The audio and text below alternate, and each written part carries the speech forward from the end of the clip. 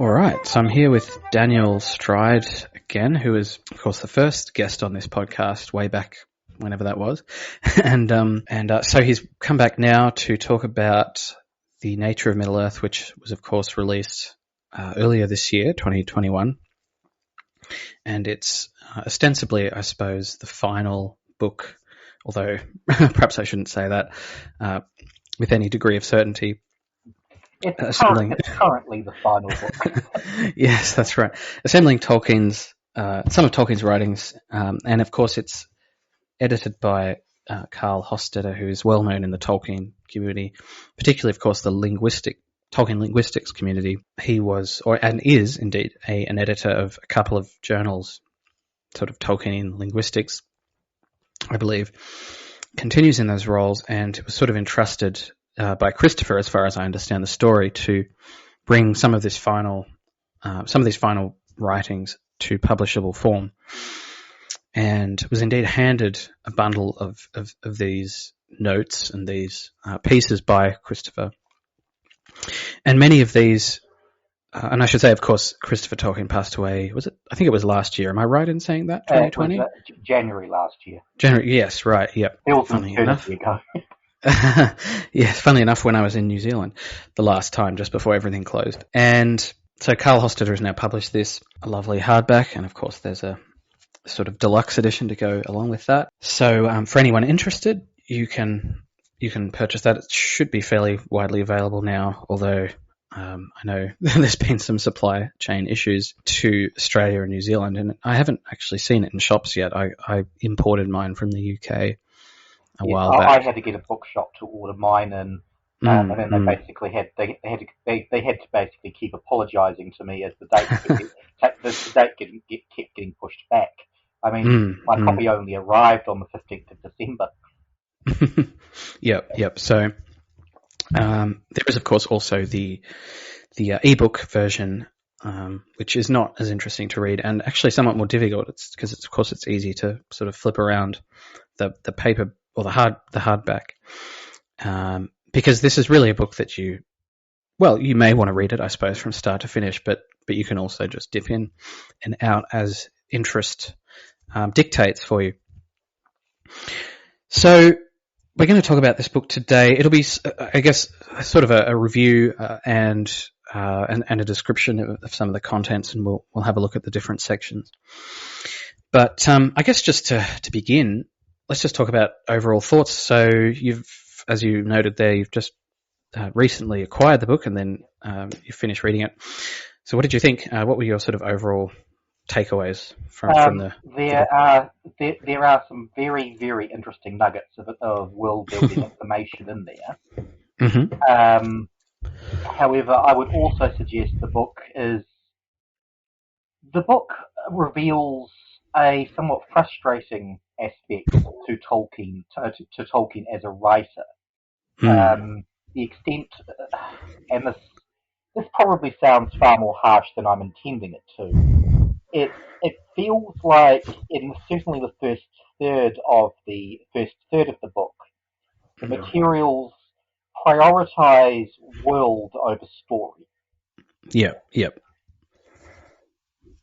To the point where he's almost, essentially, what you're seeing with this book is a continuation very much of what you saw in towards the end of Morgoth's Ring, where Tolkien literally, from the 1960s on towards the end of his life, made a very concerted effort to try and bring his world to a level of philosophical and scientific consistency at the expense of myth. Yeah. Because when he first started his mythos, it was very heavily myth-based. In his later life, he was moving towards a level of scientific and philosophical consistency to a degree which, some people might disagree. I personally don't like very much. And the example that we get from Morgoth's Ring is his decision to replace the flat Earth version of his mythology. Notion. This is actually the version that appears in the published Silmarillion, where the Arda, the world, initially starts off as being flat, and then it's essentially lit up by the two trees, and so on and so forth. After the two trees are destroyed by Melkor and Ungoliant, these fruits turn into the sun and moon. The world is then made round after the downfall of Numenor. Tolkien decided that wouldn't fly in later life, so essentially he constructed a round world version of his mythos where the sun and moon had existed from the very beginning, and the world was round from the very beginning. To try and get round this problem with the two trees, he created this feels rather forced. He created a dome of darkness over Valinor, where basically the sun and moon don't apply. It is lit entirely by the two trees, and Yep. Quite apart from that dome feeling rather forced and rather taking away the power of the two trees' destruction, it also lends itself to the obvious problem, and in light of the fact that the fall of Numenor is explicitly in Lord of the Rings and as such is part of the published work. Couldn't the Numenorians were amazing mariners? If the world was round, why wouldn't they just sail east of Eleanor? That's a great point. Yeah. So the round world scenario is very, very. I've always found it quite frustrating, and I'm very, very grateful that Christopher Tolkien decided to keep the Flat Earth version for the 1977 published Silmarillion. So what we've actually now, the thing to remember about the nature of Middle Earth, because of when it was written, because of the text that it was written from the late 50s until the early 1970s, that is essentially positing a world where the round world version applies. So essentially, the one aspect that Tolkien found this useful for was that it enables him to dramatically extend the time periods from the awakening of men and elves backwards, to essentially give them far more time to develop specific cultures before they interact with the stories. And that's essentially what you're dealing with the first third of it. Also, and again, this is the illustration of where it gets frustrating. He spends an inordinate amount of time and mathematical tables trying to essentially he's trying to develop a coherent theory of Elvish aging and then apply that to his stories. And it does, as he himself actually realized, and we'll probably get to this later with Maeglan, it doesn't actually work. It might work quite neatly with Elrond and Galadriel in the Third Age. It does not work at all for Maeglan in the First Age. And now, normally my instincts here is he should have realized this. I can't fit my mythos into that sort of coherent scientific framework, and so therefore, I shouldn't treat it like that.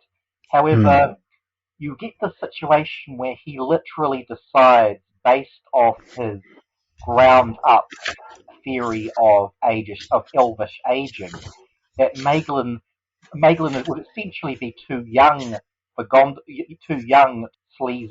Idril in Gondolin.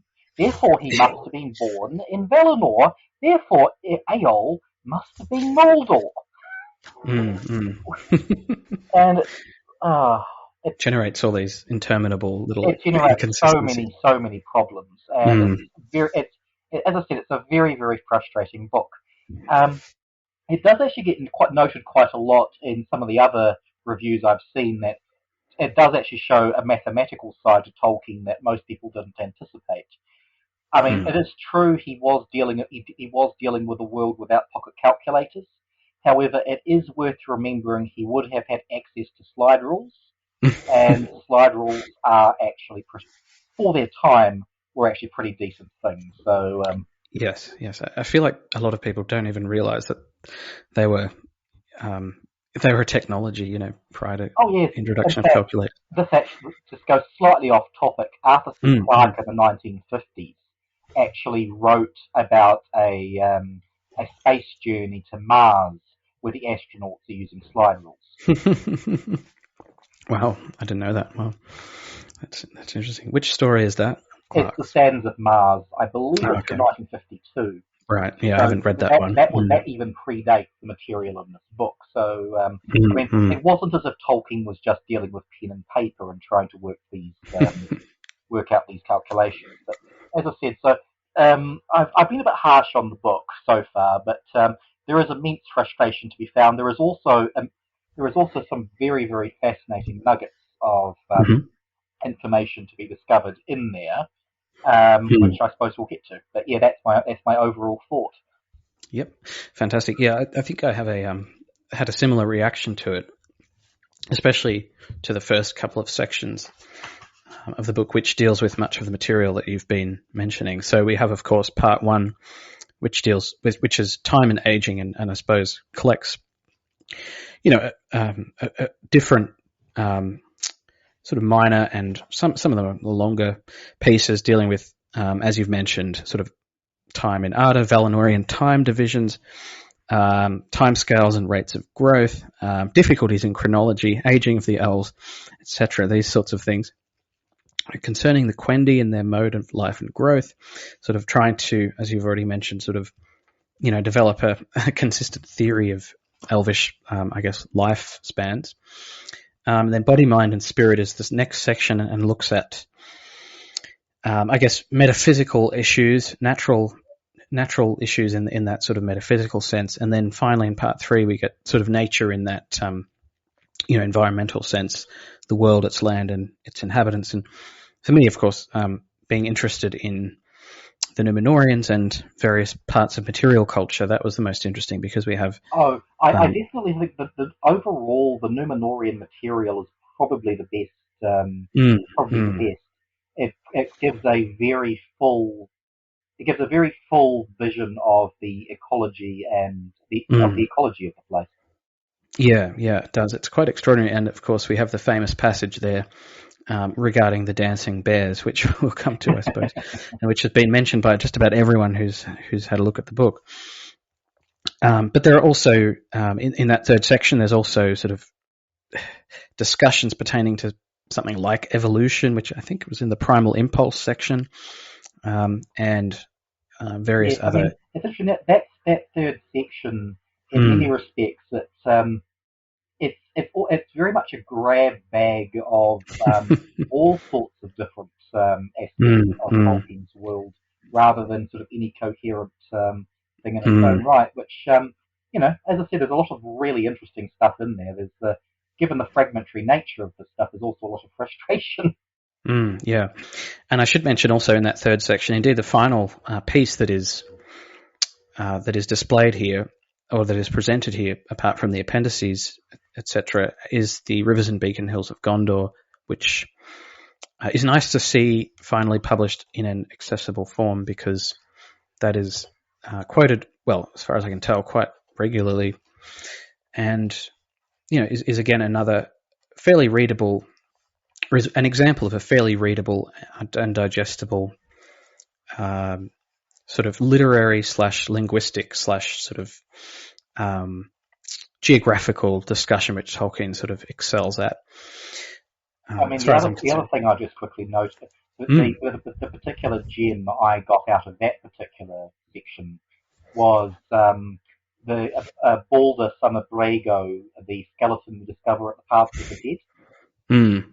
And essentially, although I'm aware this information had been previously, I think, published in the Hammond and Skull companion volume, Yeah. since I've never actually read the Hammond and Skull Mm. companion volume, I was thus quite pleased that six, uh, well over 6 decades after the Lord of the Rings came out, we at last get an explanation, but for that particular mysterious door. Yes, and he sort of suggests there that it might be the leading to a way to a sort of a temple, right? That's the part you're talking about. A dark temple. Yes. Yeah. So that is quite pregnant with sort of imaginative possibilities. And he also, I think, in the same one of the, we should say that these are in footnotes. Just trying to find. It's also in this essay. This is what makes it interesting, in particular to me, where he questions page 393. He questions or brings into doubt perhaps Faramir's division of men into the sort of middlemen and. Bearing in mind, based off the peoples of Middle Earth, Tolkien does actually imply that division is simply Gondorian propaganda. Yes, that's true. That there's an essay. Yes, you're referring to Dwarves and Men, the essay. Yes. In that, yeah, that's right. So there's a couple of places that he sort of brings that up again here. But in any case, yes. So that final piece is a nice place for the book to come to a close, and it as we said, packs in a lot of little interesting tidbits. But I guess to go back to some of that earlier material in the first two sections, you sort of mentioned that Tolkien wanted to develop this, consistency, perhaps scientific consistency even. This is perhaps a bit of a speculative question, but what do you think might have motivated such a shift in style from the mythic to the not only historical but almost scientific, anthropological, because it just seems to really possess him in the 60s and 70s, sort of, well, early 70s, of course. I've occasionally thought about this, and I'd almost be inclined to blame The Lord of the Rings for that, if that makes any sense. Because because the version of the Silmarillion we have got, the Flat Earth version, is very much the version that was solidified by the late 1930s. So before The Lord of the Rings, there are some exceptions. Galadriel had to be retrospectively inserted and the rest of it. What you're seeing with The Lord of the Rings, though, essentially that was Tolkien having to deal with an inquisitive public for the first time, and he notes in his letters that he actually had to, he was confronted with all sorts of queries from all sorts of different people from all walks of life about each individual aspect of his world. And I think that rather than simply just doing what C.S. Lewis probably would have done and just sort of hand waved it all, I think Tolkien took such matters much, much more seriously. Which works well enough for The Lord of the Rings. The Lord of the Rings operates in we've got the mysterious exceptions like Tom Bombadil, but it operates on a sufficiently recognizable, orderly world that you can do that sort of thing. The first age stories, where you're getting into remote high fantasy, do not work as well for that particular framework, and you're left trying to take the myths out of myth, basically, which again we'll probably never know what motivated Tolkien, but as I said, my instinct is that this was essentially an outgrowth of The Lord of the Rings and its reception. Yeah, I tend to agree with that as well, because it's only really, as you've mentioned, after the publication of The Lord of the Rings, and even perhaps the second edition, which was in the 60s, I think, that we start to get a lot of this material. And something that occurred to me as I was reading it was that it's called The Nature of Middle-earth. It's a very sort of definitive title, sort of unlike, say, Unfinished Tales, which suggests that that these are sort of partial by their nature. And the subtitle does have sort of late writings on the land's inhabitants and metaphysics of Middle Earth, but is this potentially misleading? And I've seen a bit of this online in forums and things. In that, I do think one thing that mm, really should be emphasised, and indeed, and it, we have to be grateful to Hofstede for putting this together. mm, I do think it really should have been emphasised. These are very much Tolkien's, the last decade or so of Tolkien speculating on his world and mm, potentially hinting about where he would have gone if he had lived a few more years. But mm. these are and a more honest title for the book would be Tolkien's speculative guesses from the late 1950s onwards. Mm, mm. Yeah, exactly.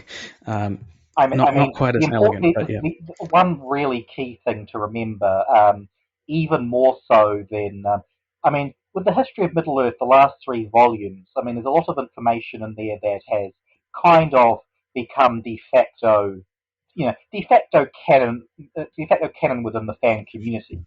Mm, Um, mm. it, there's, and that's absolutely fair enough. The material here, on the other hand, there's quite a lot of stuff that you have to be very, very careful about Yep. before declaring it canon. Yeah. Yeah. As I said, the example of Noldor and Aeol alone should be should be setting up warning beacons Yep. about how you should approach this book. Yep. And that, to take that example, completely changes the sort of thematic character of that story. Exactly. and just in service of some sort of as you've sort of said, a fairly arcane piece of world building or metaphysics. So I guess to look then at the 3 major sections.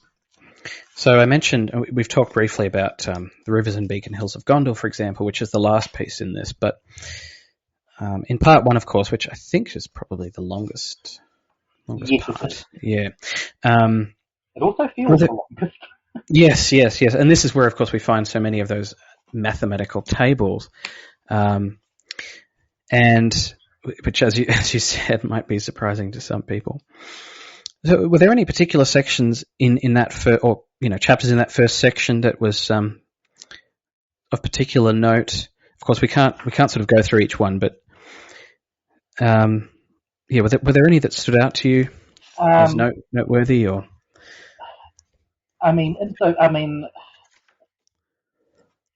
because of course from the War of the Jewels, so the 11th version of the History of Middle Earth, we've already seen the legend of the Elvish awakening at Cunehaven. Yep. With the original fathers. Here we've actually got a good deal more context for it, and in fact, the most interesting aspect of the first section, from my point of view, which of course takes into account the greatly extended time frame we are dealing with, is the fact that those original fathers basically were the ones who became Avari. That Ingwe, Finwë, and Elwë were quite far down the generational food chain. Yeah. There's also, of course, the different motivations that they're given. Like Finwë believed that Muriel would thrive would thrive in Valinor with the knowledge available there, and Elwë is seemingly convinced that we can simply come back to Middle Earth whenever we like once Melkor has been dealt with. But yeah, so essentially it was that particular that particular aspect I found quite interesting. And of course, he goes.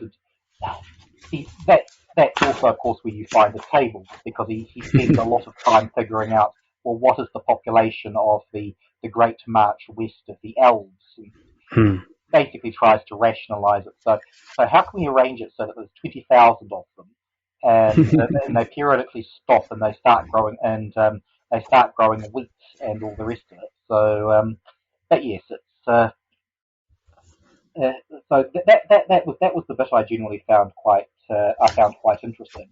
The rest of it, the rest of it's not so much. Though I would note that the discussion of Elvish life cycles at least gives us some context to a certain old and mysterious passage on elven facial hair, which talks about elves not being able to grow facial hair until their third cycle of life. We've at least got some idea what he might have meant by circles of life now. Yeah. Some of that material on the Elvish life cycles. There is a section called Elvish life cycles, 154, I think, page 154.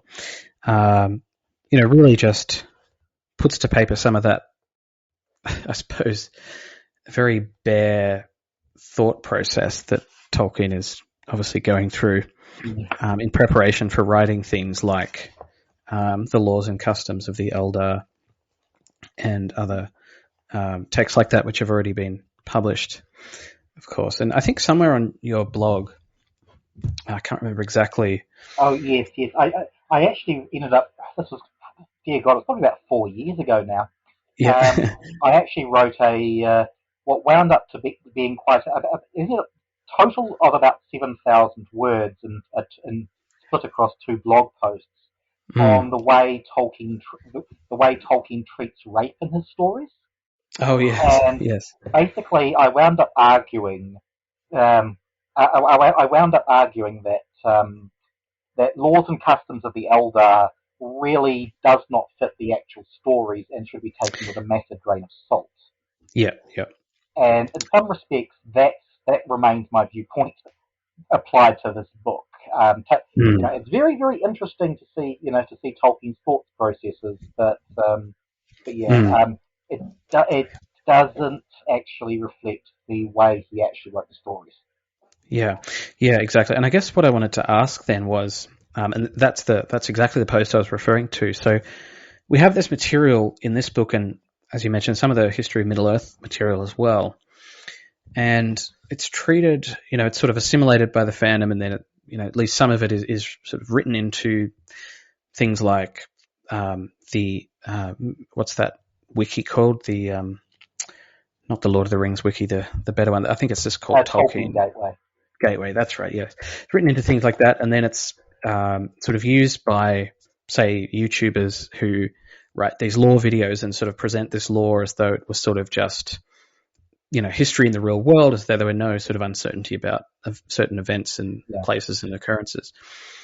So, but for me, in reading Tolkien, there's always been this, I suppose, dissociation between the literary works and some of this other more speculative material, or some of this, you might say, world-building metaphysical material, which has always seemed to me, it sounds like you might agree with this, sort of not only secondary, but also perhaps in some senses, unhelpful even. There's the feeling that quite a lot of it does feel, it does feel quite like a dead end. As a creative sense. Rather than sort of developing existing stories in new directions or writing new stories, you're essentially trying to analyze your own work from a particular viewpoint, and of course that viewpoint might then subsequently change, and it dare I say it's not a very satisfying reading experience. To be fair, that has to be kept in mind. Tolkien didn't intend this stuff to be written. I mean, if this had been any other author, chances are these notes would not have seen the light of day. But yes, I'm very grateful that Tolkien, provided some stuff in Morgoth's Ring, for instance, about the differing motivations of Morgoth and Sauron. I mean, I generally find that essay to be very, very interesting, together with his contortions about the origins of the orcs and how exactly that fits within within his metaphysical worldview. I mean, it's a case of saying, these notes and late essays are actually more an insight into Tolkien the man than they are into Middle Earth. Yes, yeah, I tend to agree with that. But I suppose my question sort of is how, if we take, it's sometimes hard, I feel, to take Tolkien seriously as a literary writer, not only because sometimes he's disparaged, perhaps not so much now as used to be the case, but he's also increasingly been treated as a kind of world-building franchise, just like, say, the Marvel Universe, and sort of all the information that we get is sort of, it's all flatly sort of canonical. It's all equally canonical. And it's sort of just, as I mentioned before, it's just sort of churned out into these, say, lore videos and things, which can often be interesting, but nonetheless, there's usually, in those sorts of things, there's usually not, with some exceptions, so there's usually not very, distinctions or very clear distinctions drawn between, some of the material that maybe Tolkien was working on at the end of his life and some of the material that, for example, is in the published Silmarillion. So sort of both, both periods or both areas of sort of creativity are sort of taken as almost equal. Do you think that's a problem for sort of the understanding of Tolkien as a kind of literary writer, as opposed to, a world builder, a fantasy writer in the sort of Brandon Sanderson sense? Yes, that is a sentiment I would agree with. I mean, the thing is, I'm reminded of one of his letters where essentially he notes that the tendency to treat this as all of a sort of vast game isn't actually very good for me because he says he finds it very he finds it very addictive. And honestly, I think I think most modern geeks would agree. World building is a very, very fun activity, but it doesn't actually get stories written. That's the thing. It's people spend years and years and years developing a invented world and don't do anything with it. In our case, we're lucky that Tolkien actually wrote stories as well as developed the world. Yeah, absolutely. So I guess just to briefly look at part 2, there are a few, I guess, notable things in this. There's the famous, or at least to Tolkien fans, famous essay of Ozenwa Kenta, which is published here, I think, fully for the first time, at least in accessible form. Descriptions of characters, sort of discussions of sort of Elvish, I guess, telepathy, for want of a better word, or mind pictures, as Tolkien calls them. So this second section, there are a few sort of, interesting tidbits. There's metaphysical discussions of Elvish reincarnation. I honestly don't have too much to say about this section, but was there anything of interest? I suppose, from my point of view, the most interesting thing was the idea that the Numenorians could not grow beards, and that therefore we should not imagine Aragorn or. Yes, or a wee while back, this is well before I actually got my hands on the book, because I was seeing a particular quote do the rounds in the fan community. I made a point of writing a relatively extensive essay defending bearded elves in Tolkien's world, because yes, I mean, essentially, as I think that my conclusion was, if you ignore that particular note, which is a very, very late one from 1952, I believe, and you ignore the elves from The Hobbit as sort of the Rivendell elves as a cultural oddity. There's actually about the same amount of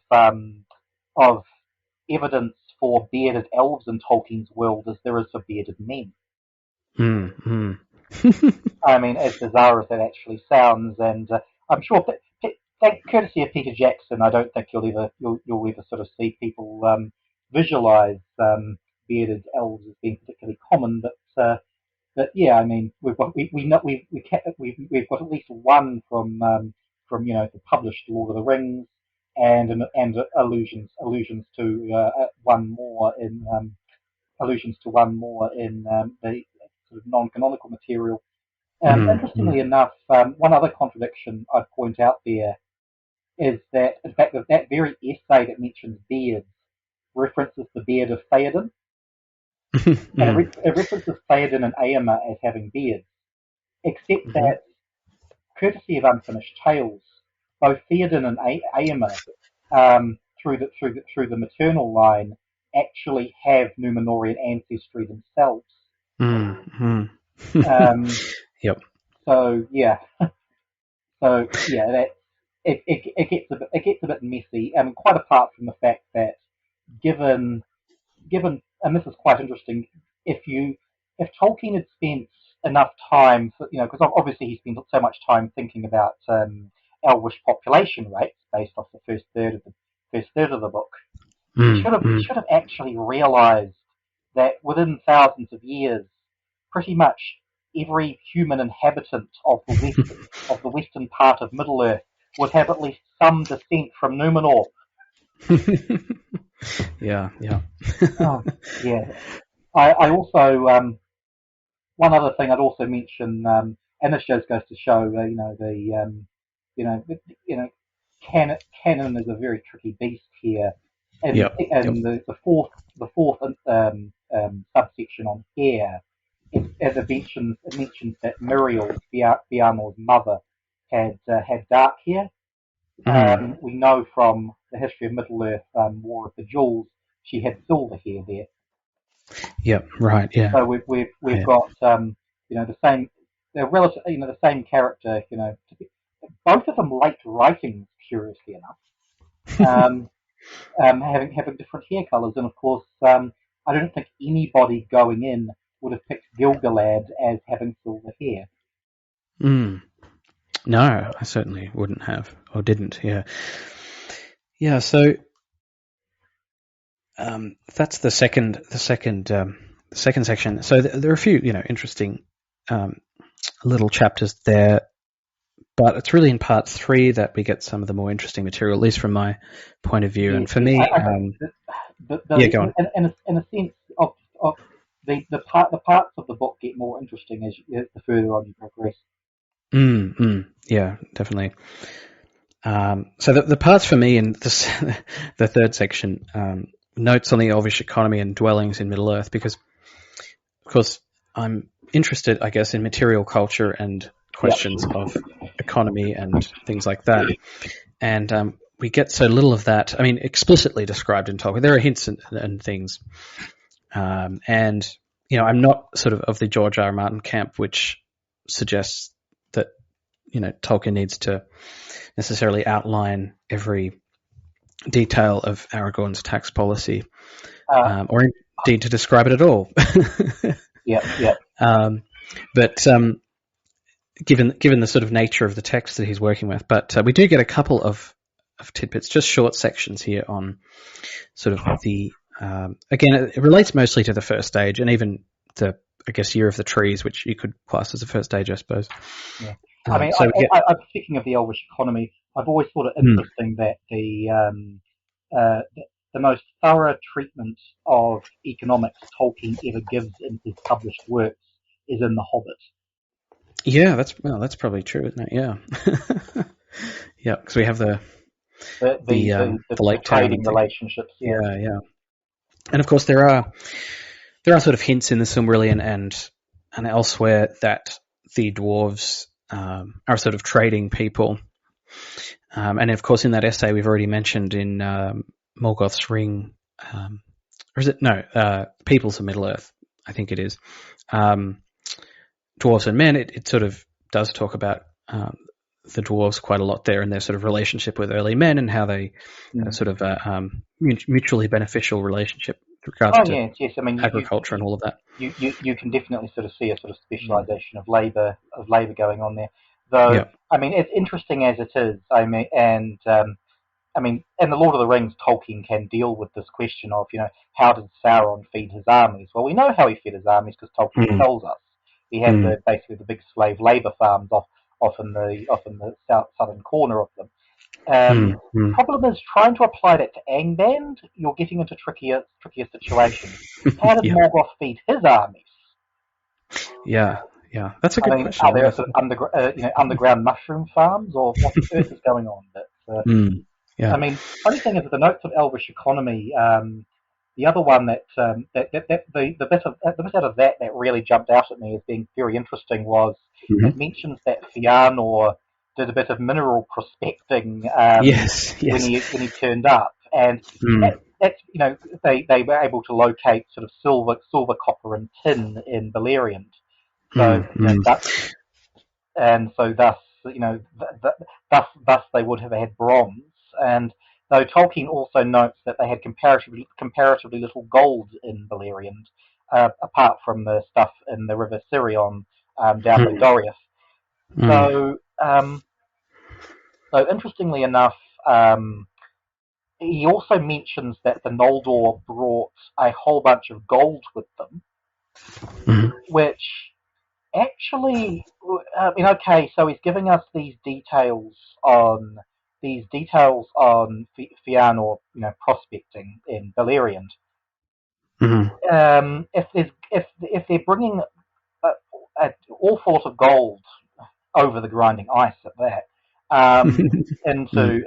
from Valinor, I mean, gold mining is very environmentally destructive, and this is one thing that always kind of irritated me because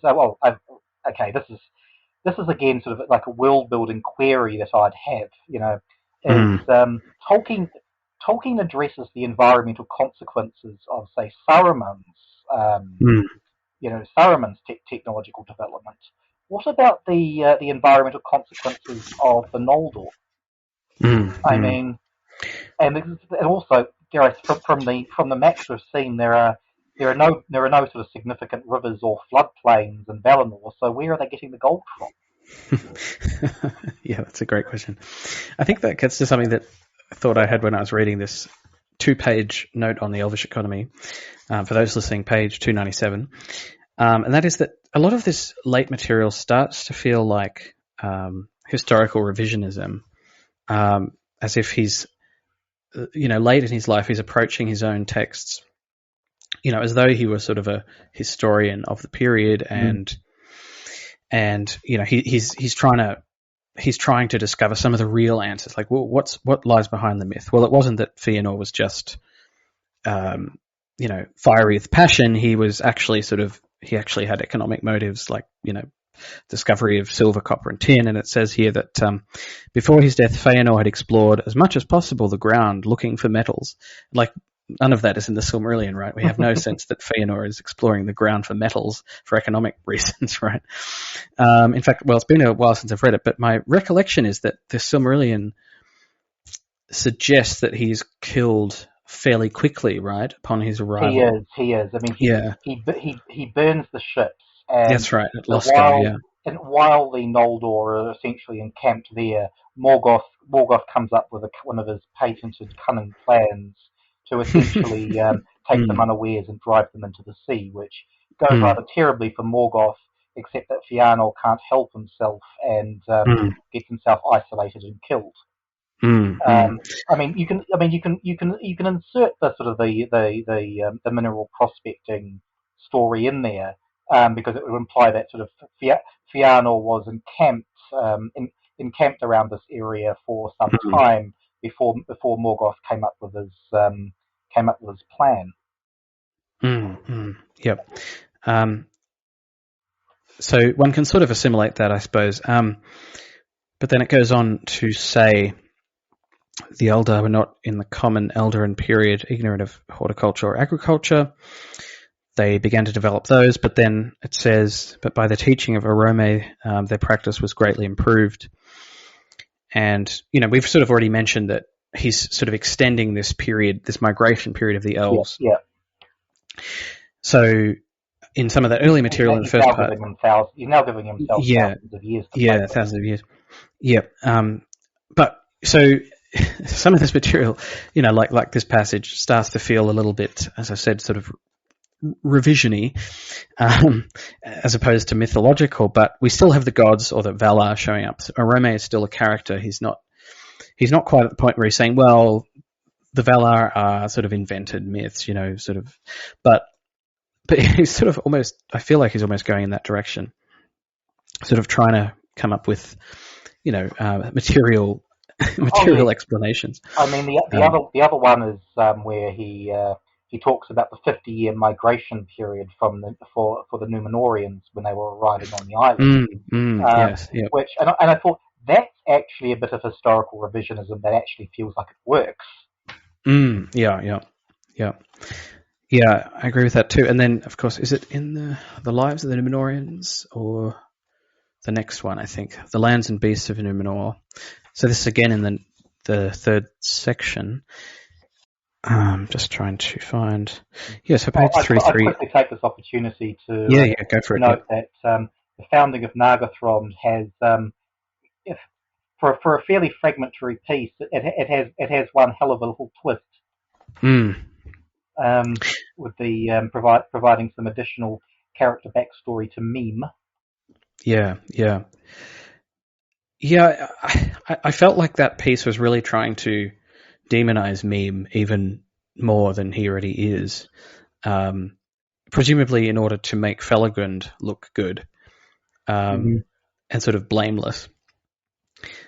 Because, of course, in the Silmarillion, we sort of get that note about, well, it was the original, Nargothrond was originally the home of the petty dwarves, and in the Children of Húrin, and I guess in the Silmarillion as well, Meme sort of says, the Noldor changed all the names, and there's this sort of perhaps sinister undercurrent.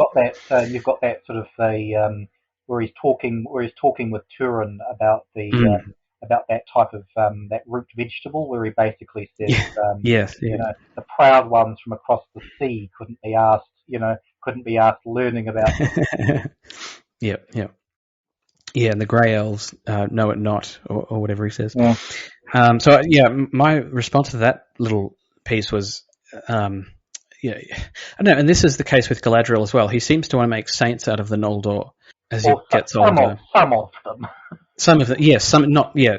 I guess the Fingolfinian, the Fingolfin side of things, I think Galadriel in particular gets quite notoriously whitewashed in later years. I mean, I'm willing to forgive the Finrod, the Finrod hagiography, basically because the dude wound up suffering. Well, true. Yes, he did. Yep. Yep. If anyone deserves, I mean, not that he was ever quite as, shall we say, grey a character as Galadriel was anyway. I mean, he was, but there is at least that sort of implication of Noldor and sort of colonialism in the Silmarillion, but that's its own topic, I suppose. So I think I found the piece back to the Lands and Beasts of Numenor section where it says, and quote, "The legends of the foundation of Numenor," that is the Akallabeth / Silmarillion or whatever, often speak as if all the Edain that accepted the gift set sail at one time and in one fleet. But this is only due to the brevity of the narrative. So again, we see some of that revisionism. In more detailed histories, it is related, as might be deduced from the events and the numbers concerned, that after the first expedition led by Elros, many other ships, alone or in small fleets, came west, bearing others of the Edain, either those who were at first reluctant to dare the great sea, but could not endure to be parted from those who had gone, or some who were far scattered and could not be assembled to go with the first sailing. Then he goes on to talk about some of the fleet, the types of ships they had, and goes into a lot of, again, we have numbers. So he says the fleet of Elros is said to have contained many ships. According to some, 150 vessels, to others, 200 or 300. Of course, we don't know what these sources supposedly are. And to have brought, quote, thousands of men, women, and children of the Edain, probably between 5,000 at most 10,000. Then he goes on to say that after 1,000 years, the population seems not to have much exceeded 2 million. This was greatly increased later, but outlet was found in Numenorian settlements in Middle-earth. Before the downfall, the population of Numenor itself may have been as many as 15 million. So quite a big, quite a large population. A lot of people in a pre-modern, pre-industrial economy. But yes, we get that sort of. Sorry. Yeah, we get that sort of. Go on. No, I was just simply pointing out that that is a lot of people in the pre-modern setting, especially exact in terms of their agricultural production, and you imagine that Tolkien probably wouldn't have visualized his Numenorians living in high-rise buildings. Well, probably not. But one could imagine something like the insulae of Rome, ancient Rome, although quite cramped and probably quite unsanitary.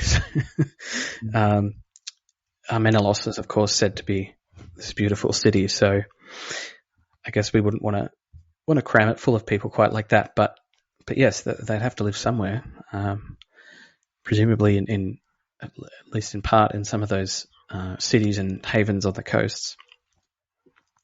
But he doesn't really go into detail about that, unfortunately. But in any case, I mean that's again an interesting example of, and of course this comes at the end of the discussion of various native trees and plants and other features of ecology, including of course the dancing bears, which we've already mentioned. I also, it's often been noted that Tolkien doesn't seem to have been very much of a cat person. He notes that there was a particularly nasty type of wild cat on Numenor when they found it. But yes, he goes into great detail about dogs and what have you, not necessarily being needed for work purposes apart from sheepdogs. Yeah, so I mean that's an interesting, again, one of the more perhaps rich sections that does reward a fairly close reading. And for those who enjoy some of Tolkien's ecological writing, I guess broadly construed, that's. I mean, also, although it doesn't tackle the issue directly, I mean, it is actually one of the world building queries that people often have with the settlement of Numenor, is that the House of Hador, who were blonde-haired, were the most numerous. So therefore, why are the Numenorian descendants all invariably dark-haired? And this sort of touches on it. The implication being that the descendants of the House of Baor, who lived in the west, that was later the area where the faithful were most dominant. So, so potentially you're looking at. You're looking at the faithful being more inclined to be dark-haired and the king's men more inclined to be blonde. That's potential. I mean, yeah. It's another interesting piece of speculation, I guess. Even the Numenorians who turn up and tell Elmar the unfinished story in the People's Middle-earth, the Numenorians there are described as basically dark-haired and all the rest of it, looking rather like elves. Yeah, it's been a while since I've read Tal Alma. That's in Morgoth's Ring, isn't it? The Peoples of Middle-earth. Peoples of Middle-earth, right? Yes, I always get those two confused. That's right. Yes, Morgoth's Ring is the more sort of metaphysical stuff, isn't it? Yeah, I mean, I think like so many subjects, there just seems to be there are contradictory accounts in Tolkien's writings, and he seems to have changed his mind. I don't know. I mean, one tendency I've seen online in some areas, and again, this comes back to questions of canon and things like that, is this idea that Tolkien's final thoughts about something are sort of the more canonical ones, and I don't see how that can be supported, just because it's sort of he's the day he passed away is an arbitrary date, really, and instead I think it's more interesting to look at Tolkien's life in sort of artistic phases I mean, personally, I think if if you are choosing to apply canon to Tolkien, the works published by him in his own lifetime, which were to be distributed for public consumption, that is essentially the canon. All else Yes. all else is sort of variable and changeable. So therefore, even if that late note about beardless elves that comes after the Lord of the Rings, but since it contradicts Lord of the Rings, you kind of have to go with what it actually says in the actual published book, because that was the book that was distributed and published by the author himself and made available. Yeah, I tend to agree with that as well. So, yeah, I guess just to switch gears a bit, I wanted to discuss briefly the editorial style of the book. And so, of course, I've already mentioned that this is edited by Carl Hofstadter. Yeah. Of course, not Christopher Tolkien. Christopher passed away prior to the book's assembly and publication. And Hofstadter, I think for the most part, does a pretty good job, but he usually introduces each section and each piece, and for the most part, his writing is fairly clear. For those who've read the history of Middle-earth, there are abundant footnotes and things like that, so you'll like that. But for the most part, I found that his style was not hugely intrusive. Did you appreciate the sort of editorial decisions sort of made in the book, or? I mean, he is a bit different from Christopher. Christopher will invariably sort of tie his notes of a given passage back to a variant of that passage 3 books earlier. Yes, yeah.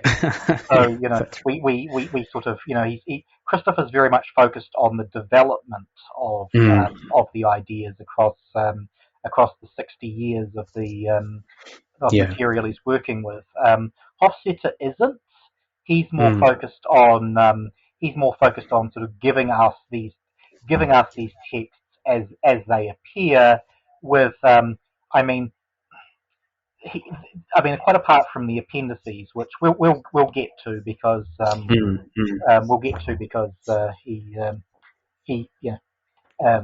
he clearly had sort of ideas there. There is one moment where I thought that Christopher wouldn't have done this, where he talks about this is in reference, I think, to the taking the myths out of the mythos sort of thing, where he says I personally think that that left to his own devices, Tolkien might have altered his stories so that the sun and the moon get transformed into the ball of gas and the ball of rock, and it looks like they've always been like that, as a sort of change in a removal of magic from the world after the fall of Numenor, which again, it's interesting speculation, but I remember thinking, Christopher would have written something like that. Yes, yeah. I mean, from my point of view, he does have more of a sort of editorial presence, in the context of the book, quite apart from the appendix, which, as you mentioned, we'll get to. So, for those who are used to, I guess, the history of Middle-earth, there are, of course, some differences there, but I think perhaps in some respects it has more in common with Unfinished Tales as a sort of standalone. Yes, I think it does, because the history of Middle-earth is very much a tracing development. That's not something you see with Unfinished Tales. Unfinished Tales is essentially presenting us with a grab bag of literally Tolkien book stories and essays that were not finished. Yep, exactly. Yeah, I mean, from memory, Christopher doesn't introduce each section there, does he? Well, only in the introduction itself. So there's not sort of there's not too much sort of editorial presence apart from in the context of footnotes and things, which there are plenty. That's the editorial practice. And of course, there is a section front of the book titled Editorial Practices. So for those who are interested, he lays that out fairly clearly. And as we've already mentioned, the 3 sections are grab bags of material that don't always necessarily relate particularly cohesively. So obviously Hofstadter has sort of developed these divisions, at least in part going off some of Christopher's early organization of some of the material. But of course, it's important to note that these are not Tolkien's own. This is not Tolkien's own organization. I mean, that's probably going to be obvious to everyone, but just to make that clear, I suppose let's then get to that appendix. So there are a couple of appendices in the book. So as I mentioned, we finish with the rivers and beacon hills of Gondor. Then we have a couple of appendices. So we have number 1, the metaphysical and theological themes, which is written by Hofstadter. Then we have a little more descriptive appendix, glossary and index of Quenya terms. So that's just to aid comprehension, and then of course we have an index. But of course it's really that first appendix that is of interest. And I know a couple of reviews, I think the Journal of Tolkien Research pointed this out, but well, from my point of view, this so-called appendix is very much a kind of a piece of editorial work. So just before I give my opinion, I guess, what did you take from this It's appendix? In one sense, it's both too short and too long. It's too long in the sense of I'm not actually here. There's a case for saying it really shouldn't be in there at all. And yeah. Pointing out that the Valar and the Maya, in terms of their bodies and spirits, is very much in accordance with the Platonist the Platonist metaphysics, whereas the incarnate, so elves and men, is much more Aristotelian. There's nothing groundbreaking about pointing that out. It's just, I dare say, pointing that out really isn't really for the scope of the book. And it's too short in the sense of it's a subject matter that I think should be treated more thoroughly. So if there was if you were sort of taking the sort of that comparison piece of Plato versus Aristotle / Aquinas, and turning that into a sort of full-length study, then that would be absolutely fine. It's just I'm not sure this is really the place. Place for it. Yeah. So I should say for the listener, in this appendix, Hofstadter more or less quote mines Tolkien to make a series of points relating to various theological themes like body and spirit, existence, contingency of. For some reason it's organized like that. Fall of man, the fall of man, holomorphism, marriage, odor of sanctity, prime matter, etc. So these are all very sort of Catholic ideas, and he's sort of making the claim, making the argument, I suppose, that Tolkien's letter 172, where he says, of course, that Lord of the Rings is fundamentally religious and Catholic work, very famous quote, is sort of literally true in some sort of very deep sense. So no, I see. Go on. I point out that he's not that the appendix isn't talking about the Lord of the Rings; it's talking about unfinished notes. Yes, yeah. So I have a few problems with that. The first is that he's talking about the Lord of the Rings there, which he's not talking about here, and so. First, I think there's the question of why this appendix is actually included in the book.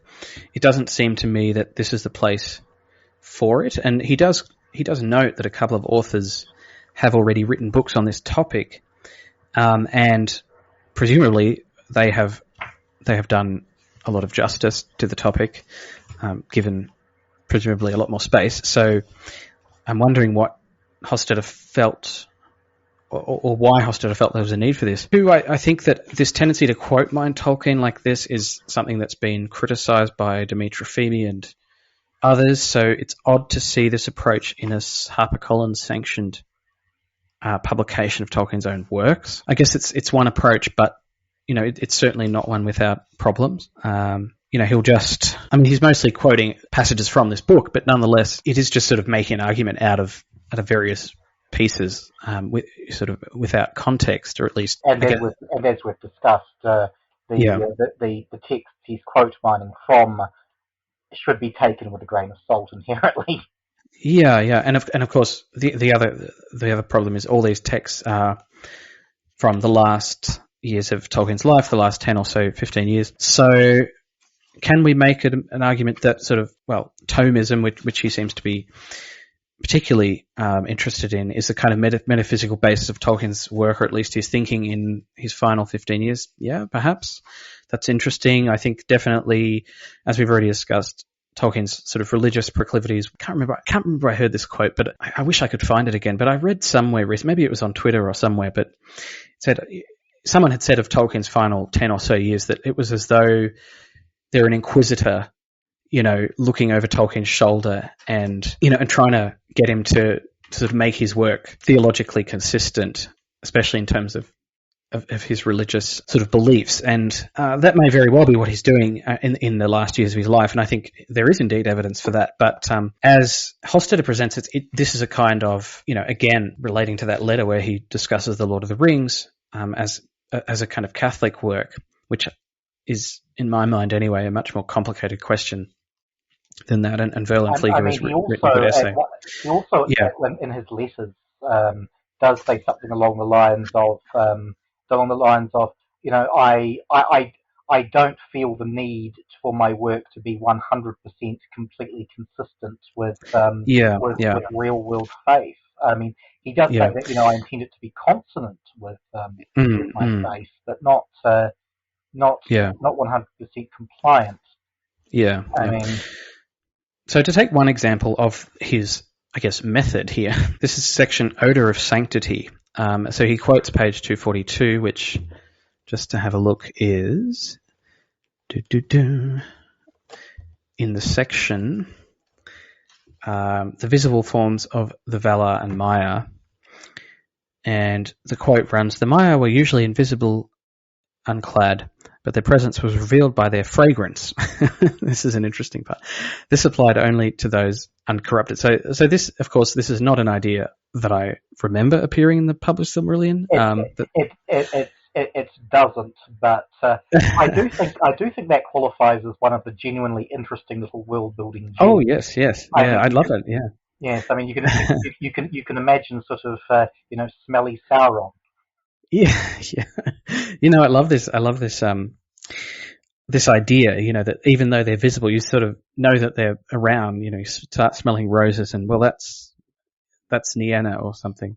And then he goes on to quote Saint Cyril of Jerusalem, who says that in each person, the Scripture says, the Spirit reveals his presence in a particular way for the common good. The Spirit comes gently and makes himself known by his fragrance. The bodies of holy people are also reported to emit a fragrance, often compared to flowers, while alive, and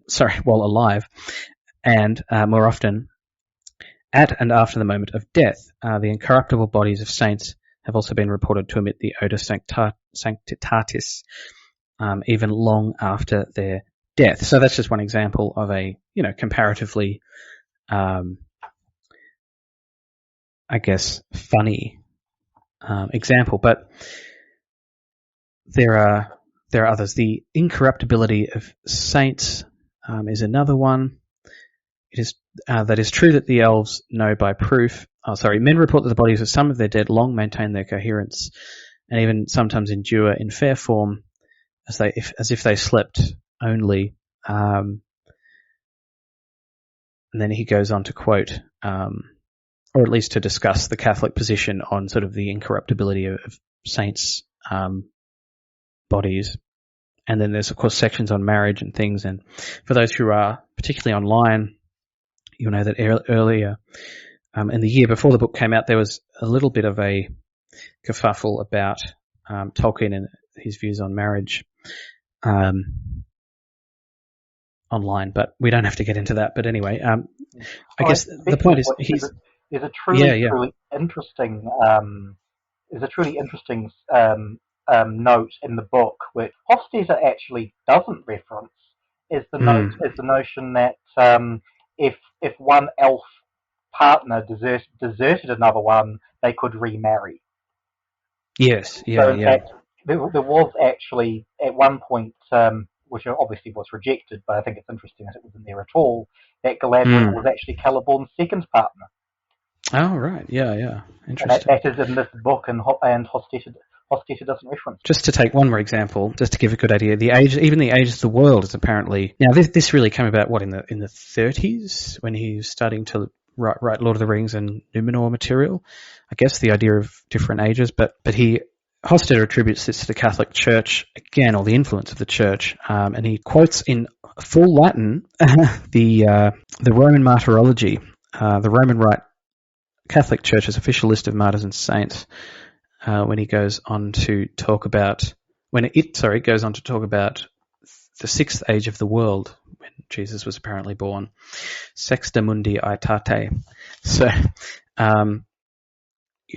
maybe, but I guess the point is all of these little elements.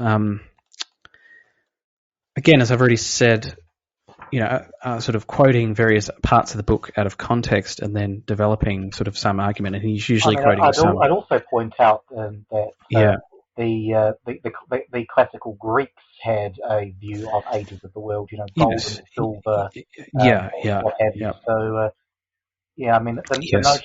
the notion that the different ages of the world, I think pinning that on Christianity, I think, is a bit of a stretch. Yes, and for those who've read Ovid or other Greek writers, you'll it's Roman, of course, but you'll have some familiarity with that. Then there's also a section on theistic evolution, so start to get into some more controversial material. And as I mentioned sort of earlier, Tolkien has this sort of theistic evolution idea that he, it's not worked into the Silmarillion. It's not really worked into the mythological fabric of the tale as we really have it, but it is obviously something he was thinking about. And so, again, Hofstadter is sort of linking that with ideas of intelligent design, or theistic evolution, more properly put, which is, of course, very popular. So, I think it's pretty clear that he has a kind of agenda here. I'm not really sure if he's trying to make an argument or if it's just, a sort of helpful glossary of concepts for the interested Catholic reader. My reading of it was he finds that particular subject interesting. Yeah, so therefore he'll include it. Yeah. I mean, as I said, I mean there are some genuine, quite interesting distinctions to be made between the fundamental, again, the very Platonist way that the Ainur are treated in terms of their relationship between body and spirit, and the Aristotelian thing of the incarnates. And I mean, I would also quickly mention although Hofstadter is approaching it from the appendix is presenting this sort of a Thomist viewpoint. Thomism is in large part a sort of Christianization of Aristotle. Yeah, exactly. Yeah. It's important to bear that in mind. So, a potentially interesting piece, but perhaps a sort of odd place to include it. It would be, to draw an analogy, it would be rather like if, for instance, if someone as part of a edition of the Silmarillion included an essay on analyzing Fëanor as Nietzsche's Übermensch. Yeah. Which itself is an interesting subject matter. It's just I don't think it has a place here. Yeah, no, exactly. So, for those who take an interest in Thomistic metaphysics, it might be something to look at. But as we've said, I think it's an odd place to put it. But and as I mentioned before, there are sort of book length treatments of that topic as well. I believe so. There's more that you can read on it if you want to sort of expand your knowledge of that area. But again, I think the major issue is just that Hofstadter is taking these very late works and then trying to apply them to the Legendarium as a whole. And I think as I said, I think there's just too little space. Yeah. Yes. I mean, either give it sort of a book length treatment, or don't include it at all. Yeah. So, a somewhat odd choice, but one that obviously, as you said, Hofstadter was interested in. So, I guess listeners rather, can make up their own mind as to whether they want to read that. So, I guess sort of in concluding our review, I guess, perhaps a somewhat disjointed, somewhat frustrating book. Good to have some choices. Some choices are perhaps not the choices I would have made in terms of sort of editorializing, but I think, for me anyway, the big takeaway is that this is best approached as a compendium of Tolkien's late writings explicitly, and not as a kind of, as I'm already seeing happening, which I guess it's hard to avoid maybe, but it's not an encyclopedia of sort of the natural features of Middle Earth, as the title might suggest. Yes. I mean, it's not a list of facts or world building facts that you can sort of just plug into the whole Legendarium and sort of make it work necessarily. Yes. I mean, this is the most important aspect of this book is it's an insight into Tolkien's creative process, rather than sort of something that sort of tells us fundamentally more about Middle Earth. I mean, bits and pieces certainly do shed light on Middle Earth, especially the Numenor sections, which I really do think are the high point of the entire book. But I agree. Yeah.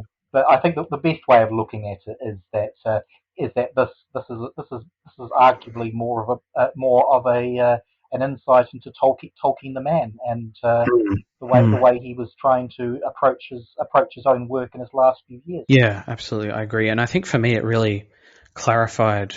Assuming that this is really representative of his thought in the final years, which it seems to be if we take it in conjunction with Morgoth's Ring, or at least certain parts of it, and some of those later volumes of the History of Middle Earth, then it does seem to represent a distinct sort of creative phase, the final creative phase in Tolkien's life, which as we mentioned is sort of steering away maybe from this mythic phase into a kind of theologico-scientific phase of analysis, where he's looking back at the Legendarium, or the material that he's created earlier in his life, even 15 or 20 years earlier, sort of during the period of the Lord of the Rings and that sort of efflorescence of Silmarillion writing, and that sort of happened in the 50s, and he's sort of trying to square that with various primary worlds, I guess, systems like science, at least to some extent, but also his own theology and theological ideas. And, as you've suggested, if I recall correctly, there's, although it's not in this book, I think it's in one of the later History of Middle Earth books, as one of the alternative origin stories for the moon is essentially Melkor's attempt at building an imitation Arda. Yeah, that's interesting. I hadn't heard that one. Yeah, which is it sounds rather strange, except that it might be it might be Tolkien's attempt to try and engage with the scientific notion that the moon, the matter that went on to sort of form the moon was originally sort of forcibly separated from Earth. Yeah, that's interesting. I hadn't come across that. Yeah, that's really fascinating. I like that idea, actually. Yeah, so I guess just to finish up then,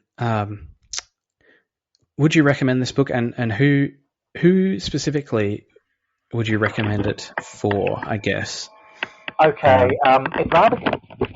although the introduction basically says that knowledge of the Silmarillion is assumed, and feel free to consult with the History of Middle Earth, I would not recommend that to someone who hasn't already read the 10, 11, and 12 of the History of Middle Earth.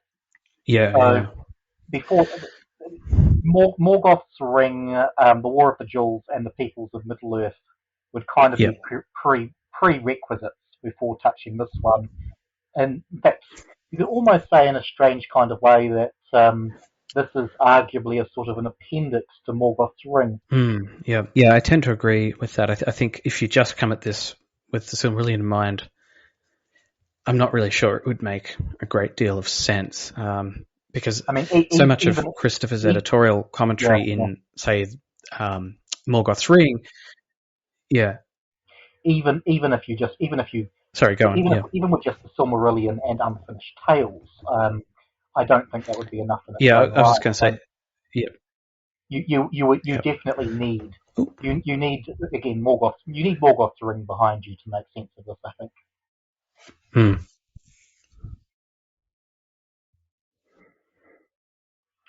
Not least because Morgoth's Ring at least explains the context of the flat world versus round world cosmology that Tolkien's playing with in his last few years. Yeah, I think that's important context. All right, well, yeah, I think that's good. So a bit of a mixed, I guess, a mixed appraisal there. Will certainly be of interest to readers of the history of Middle Earth, who are presumably already going to be readers. It'll also be interesting to see sort of which particular nuggets of information out of that what wind up circulating in the wider fandom.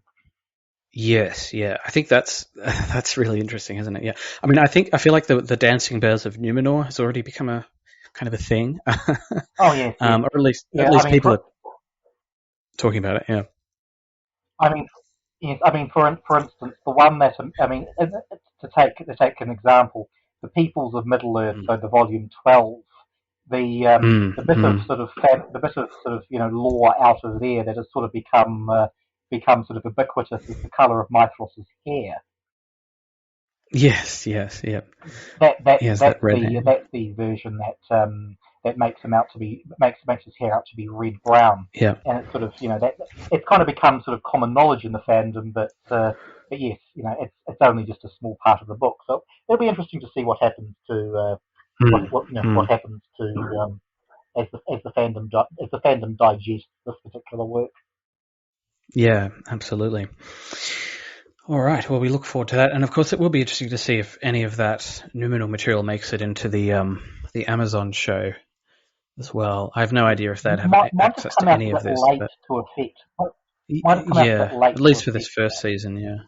Yeah.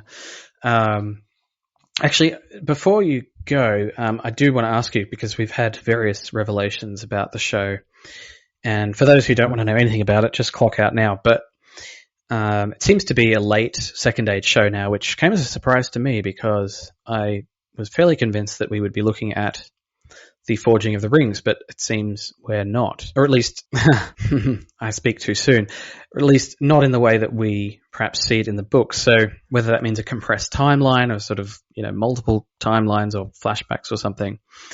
So what are your thoughts about some of these revelations? And I've, of course, been following some of your blog posts, which you've been writing after each revelation for each leak, yes, from various quarters. I mean, I was also quite surprised that that they were. Well, again, we don't know with 100% certainty until we actually see the damn thing. But I was rather surprised to learn that Isildur would be featured so early in the show. From the 30th episode onwards. Yeah. Which, I mean, the way I was visualizing it was potentially the first couple of seasons deal with the forging of the rings, and in the aftermath, potentially you could have Elrond as a nice, convenient point of view character, and then in the last 3 seasons or so, you shift to Numenor, and that's the point where you can get Isildur and what have you. But yes, it's there's a fair amount of head scratching that each leak that comes out almost seems to create more questions than it answers. Yeah. There was a particularly strange one strange one was a couple of days ago about a character arriving from from space on a meteor. I have no idea what to think about that one. Yeah. Well, it's actually quite funny because as my attempt to try and make sense of it in light of the description that the character suffers from amnesia and hangs around with the half-foot, so the proto-hobbits. I was actually speculating that might actually be the show's attempt to try and move Gandalf into the Second Age, which, of course, would be a direct contradiction of the text. But who the hell knows at this point? However, someone else pointed out, really interestingly, that in one of Tolkien's poems, "The Man in the Moon Came Down Too Soon," from The Adventures of Tom Bombadil, there's actually a reference to a character, in this particular case, the Man in the Moon, a powerful magic user who falls to Earth like a meteor just before Yule. I don't know, it's just before Christmas. So, and I thought, that's is that a very, very geeky in joke? I don't know. Yeah. I think, was it you or someone suggested that? On Twitter, I think that it might have been. Yes, I'm firmly in the sort of Amazon pulling someone's leg. Sorry. No, that's right. Yeah, no, I just said that. Was it you or someone else on Twitter suggested that it might have been Amazon? Yeah, pulling someone's leg. Yeah, exactly.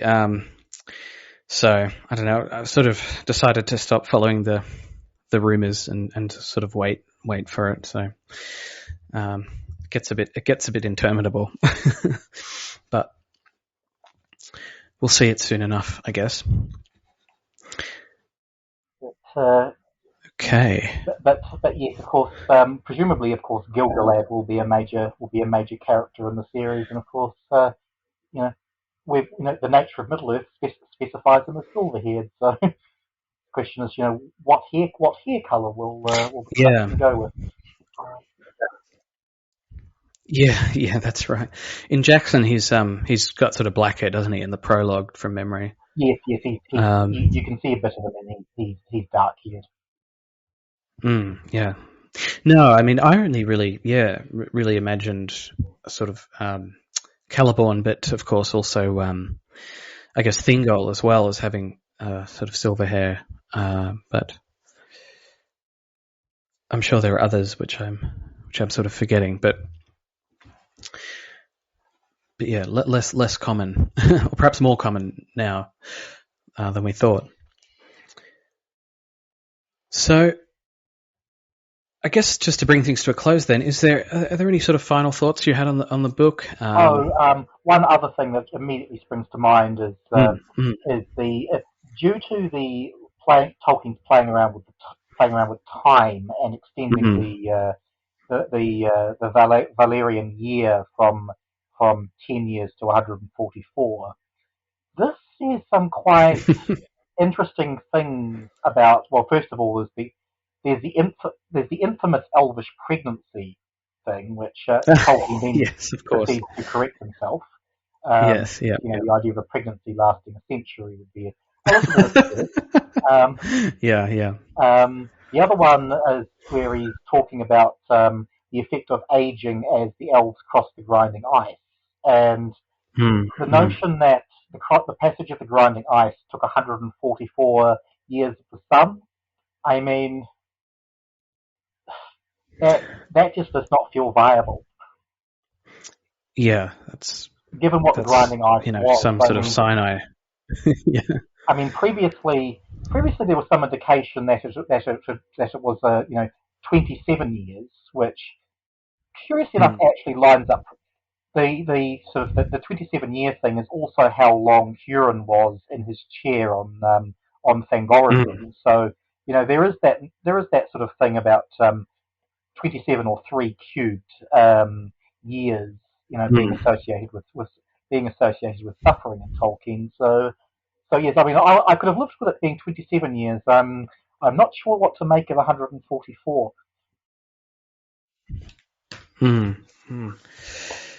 Yeah, it's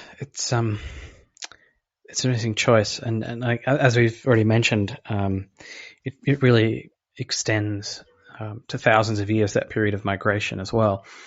And I guess that, I mean, for me, I always imagined that, occurring perhaps over a few decades or something, but reading the Silmarillion, but perhaps Tolkien always envisioned it as sort of something. The distances they were travelling were that huge. I mean, they were extensive distances, but not the sort of, they wouldn't require centuries to traverse. No, not and I suppose Tolkien, in part, deals with that by saying that they settle down for periods and then move on. They sort of, in order to grow crops and things, but even so, it's a interesting choice. So, yeah, it's a book with a great deal to think about, or that gives you a great deal to think about. At any rate, even if we take much of it as a sort of speculative, sort of world building, creative process stuff, but as you say, we'll see how it all gets sort of assimilated into the fandom, and who knows, maybe the show or other adaptations. So thanks for coming on and discussing the book. I think that was interesting, and it'll certainly be good to see how it is sort of observed, how it's approached in 10 and sort of 10, 20 years, when people are as familiar with it as they are now with sort of unfinished tales in the fandom. And I suppose I do believe Hostet has said that this will very likely be the last book out that's actually from from Tolkien's own notes.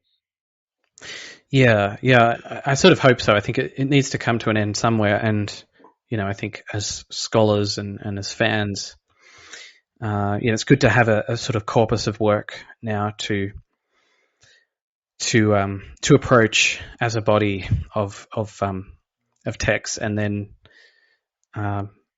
sort of have that there, and then to go forward with that. And of course, new things will be published in journals and smaller articles, but it seems unlikely that there's any other major material that really needs to be, perhaps some poems or something. Well, although it's been 25 years since we've had a explicit, Tolkien, explicit book from Tolkien's notes.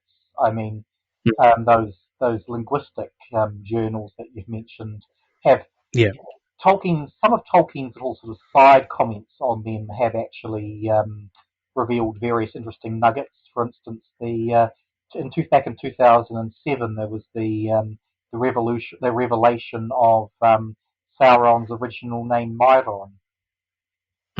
That's true. Which came out as part of a linguistic journal entry. Yeah. So when details like that get into Tolkien Gateway and things, they can become part of the general fan conception of the character or whatever. As we've discussed, it'll be interesting to see what comes out of this.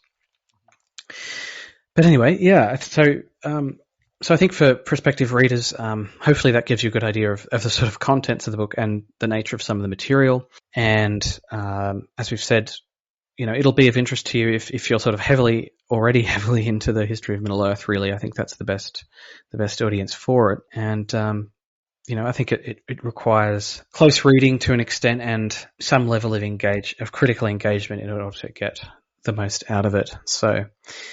Sort of recommended for a certain kind of Tolkien fan, I suppose. I think we can wrap things up there. So is there anything final you'd like to put? No. Sort of said everything that can be said. For those who do go on to read the book, of course, we hope you enjoy it and get something out of it. There's a lot there to mine and look at. So thanks, everyone. And we'll be back next time with the next Silmarillion chapter, which we'll be going through. So thanks again, and I will see you all later.